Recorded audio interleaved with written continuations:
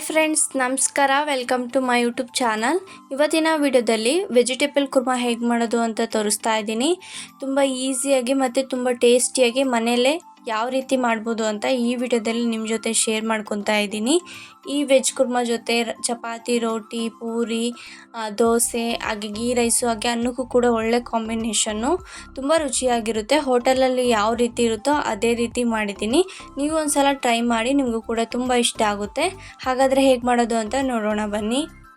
ಇವಾಗ ಮಸಾಲೆನ ರುಬ್ಕೋಬೇಕು. ಅದಕ್ಕೇ ಅರ್ಧ ಕಪ್ ಆಗೋಷ್ಟು ಕಾಯಿ ತುರಿನ ಮಿಕ್ಸಿ ಜಾರ್ಗೆ ಹಾಕ್ಕೊಂಡಿದ್ದೀನಿ. ಇದ್ರ ಜೊತೆಗೇ 1-2 ಇಂಚ್ ಆಗೋಷ್ಟು ಶುಂಠಿನ ಹಾಕ್ಕೊಂಡಿದ್ದೀನಿ. ಜೊತೆಗೇ ಒಂದು ಫುಲ್ ಬೆಳ್ಳುಳ್ಳಿನ ಸುಲಿದಿಟ್ಕೊಂಡಿದ್ದೆ, ಅದನ್ನು ಕೂಡ ಹಾಕ್ಕೊತಾ ಇದ್ದೀನಿ. ಇವಾಗ ಗೋಡಂಬಿನ ಹಾಕ್ಕೊತಾ ಇದ್ದೀನಿ. ಗೋಡಂಬಿ ಹಾಕೋದ್ರಿಂದ ರೆಸ್ಟೋರೆಂಟಲ್ಲಿ ಮತ್ತು ಹೋಟೆಲಲ್ಲಿ ಯಾವ ರೀತಿ ಮಾಡ್ತಾರೋ ಮನೇಲಿ ಮಾಡಿದಾಗೂ ಕೂಡ ಅದೇ ಟೇಸ್ಟ್ ಬರಬೇಕು ಅಂದರೆ ನೀವು ಗೋಡಂಬಿನ ಹಾಕ್ಕೋಬೇಕು. ಜೊತೆಗೆ ಸ್ವಲ್ಪ ಪುದೀನ, ಹಾಗೆ ಸ್ವಲ್ಪ ಕೊತ್ತಂಬರಿ ಸೊಪ್ಪನ್ನ ಹಾಕ್ಕೊಂಡಿದ್ದೀನಿ. ಇವಾಗ ಇದ್ರ ಜೊತೆನೇ ಸ್ವಲ್ಪ ಚಕ್ಕೆ, ಹಾಗೆ 4 ಲವಂಗನ ಹಾಕ್ಕೊತಾ ಇದ್ದೀನಿ. ಜೊತೆಗೇ ಒಂದು 5-6 ಆಗೋಷ್ಟು ಮೆಣಸುಕಾಳನ್ನ ಹಾಕ್ಕೊತಾ ಇದ್ದೀನಿ. ಬ್ಲ್ಯಾಕ್ ಮೆಣಸನ್ನ ಹಾಕ್ಕೊಂಡಿದ್ದೀನಿ. ಇವಾಗ ನೀರು ಹಾಕ್ಕೊಂಡು ನುಣ್ಣಗೆ ರುಬ್ಕೊಂಬರ್ಬೇಕು. ಚಕ್ಕೆ ಮತ್ತು ಲವಂಗ ಹಾಕಿರೋದ್ರಿಂದ ನುಣ್ಣಗೆ ಪೇಸ್ಟ್ ಆಗೋವರೆಗೂ ರುಬ್ಕೊಳ್ಳಿ. ಇವಾಗ ಒಂದು ಕಡಾಯಿ ತೊಗೊಂಡು ಕಡಾಯಿಗೆ ಒಗ್ಗರಣೆಗೆ ಎಷ್ಟು ಬೇಕೋ ಅಷ್ಟು ಎಣ್ಣೆ ಹಾಕ್ಕೊಂಡಿದ್ದೀನಿ. ಎಣ್ಣೆ ಕಾದ್ಮೇಲೆ ಸ್ವಲ್ಪ ಕರಿಬೇವನ್ನ ಹಾಕ್ಕೊತಾ ಇದ್ದೀನಿ. ನಾನಿಲ್ಲಿ ಹಸಿದು ಹಾಕ್ಕೊಂಡಿದ್ದೀನಿ. ಜೊತೆಗೇ ಒಂದು ಮೀಡಿಯಮ್ ಸೈಜ್ ಈರುಳ್ಳಿನ ಹಾಕ್ಕೊತಾ ಇದ್ದೀನಿ. ಈರುಳ್ಳಿನ ಮತ್ತು ಎಲ್ಲ ತರಕಾರಿನೂ ಸಣ್ಣ ಸಣ್ಣದಾಗಿ ಕಟ್ ಮಾಡ್ಕೊಳ್ಳಿ. ಆವಾಗಲೇ ವೆಜಿಟೇಬಲ್ ಕುರ್ಮಾ ಚೆನ್ನಾಗಿರೋದು. ಇವಾಗ ಸ್ವಲ್ಪ ಫ್ರೈ ಮಾಡ್ಕೊಳ್ಳಿ, ಈರುಳ್ಳಿ ಬೇಯೋವರೆಗೂ ಫ್ರೈ ಮಾಡ್ಕೊಳ್ಳಿ. ಜಾಸ್ತಿ ಗೋಲ್ಡನ್ ಕಲರ್ ಬರೋವರೆಗೂ ಫ್ರೈ ಮಾಡ್ಕೊಳ್ಳೋದಕ್ಕೆ ಹೋಗ್ಬೇಡಿ. ಸ್ವಲ್ಪ ಫ್ರೈ ಮಾಡ್ಕೊಂಡಾದ್ಮೇಲೆ ಇವಾಗ 1 ಕಪ್ ಆಗೋಷ್ಟು ಕ್ಯಾರೆಟ್ನ ಕಟ್ ಮಾಡಿ ಇಟ್ಕೊಂಡಿದ್ದೆ, ಅದನ್ನು ಹಾಕ್ಕೊಂಡಿದ್ದೀನಿ. ಜೊತೆಗೆ 1 ಕಪ್ ಆಗೋಷ್ಟು ಆಲೂಗಡ್ಡೆ, ಹಾಗೆಯೇ 1 ಕಪ್ ಆಗೋಷ್ಟು ಬೀನ್ಸ್ನ ಹಾಕ್ಕೊಂಡಿದ್ದೀನಿ. ನಿಮ್ಮ ಮನೇಲಿ ಯಾವ ತರಕಾರಿ ಇರುತ್ತೋ ಅದನ್ನೆಲ್ಲ ಯೂಸ್ ಮಾಡ್ಕೊಳ್ಳಿ. ಹಾಗೆ ಒಂದು ಅರ್ಧ ಕಪ್ ಆಗೋಷ್ಟು ಬಟಾಣಿನ ಹಾಕ್ಕೊಂಡಿದ್ದೀನಿ.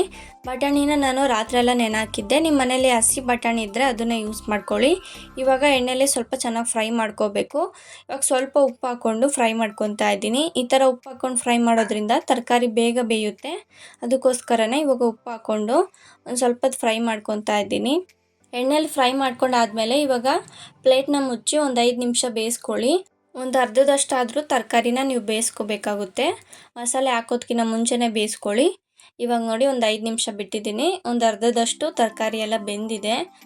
ಇವಾಗ ಒಂದು ಸಲ ಮಿಕ್ಸ್ ಮಾಡ್ಕೊತಾ ಇದ್ದೀನಿ. ಮಿಕ್ಸ್ ಮಾಡ್ಕೊಂಡಾದ್ಮೇಲೆ ರುಬ್ಬಿರೋಂಥ ಮಸಾಲ ಇರುತ್ತಲ್ವ, ಅದನ್ನು ಹಾಕ್ಕೊತಾ ಇದ್ದೀನಿ. ನೀವು ಕರೆಕ್ಟಾಗಿ ನುಣ್ಣಗೆ ರುಬ್ಕೊಳ್ಳಿ. ಯಾಕಂದರೆ ಚಕ್ಕೆ, ಲವಂಗ ಮತ್ತು ಮೆಣಸು ಹಾಕಿರೋದ್ರಿಂದ ಬೇಗ ನುಣ್ಣಗೆ ಆಗೋದಿಲ್ಲ. ಅದಕ್ಕೋಸ್ಕರನೇ ನೋಡಿಕೊಂಡು ಕರೆಕ್ಟಾಗಿ ನುಣ್ಣಗೆ ರುಬ್ಕೊಳ್ಳಿ. ಚೆನ್ನಾಗಿ ಮಿಕ್ಸ್ ಮಾಡ್ಕೋಬೇಕು. ಇವಾಗ ಮಿಕ್ಸ್ ಮಾಡ್ಕೊತಾ ಇದ್ದೀನಿ. ತರಕಾರಿ ಮತ್ತು ಮಸಾಲ ಎಲ್ಲ ಚೆನ್ನಾಗಿ ಮಿಕ್ಸ್ ಆಗೋವರೆಗೂ ಮಿಕ್ಸ್ ಮಾಡ್ಕೊಳ್ಳಿ. ಇವಾಗ ಸ್ವಲ್ಪ ಗಟ್ಟಿಗೆ ಅನ್ನಿಸ್ತಾ ಇದೆ. ಅದಕ್ಕೋಸ್ಕರ ಮಿಕ್ಸಿ ಜಾರ್ಗೆ ಸ್ವಲ್ಪ ನೀರು ಹಾಕ್ಕೊಂಡು ಮಿಕ್ಸಿ ಜಾರಲ್ಲೆಲ್ಲ ಕ್ಲೀನ್ ಮಾಡಿಕೊಂಡು ಆ ನೀರನ್ನ ಇಲ್ಲಿ ಹಾಕ್ಕೊಂಡು ಇನ್ನೊಂದು ಸಲ ಮಿಕ್ಸ್ ಮಾಡ್ಕೊತಾ ಇದ್ದೀನಿ.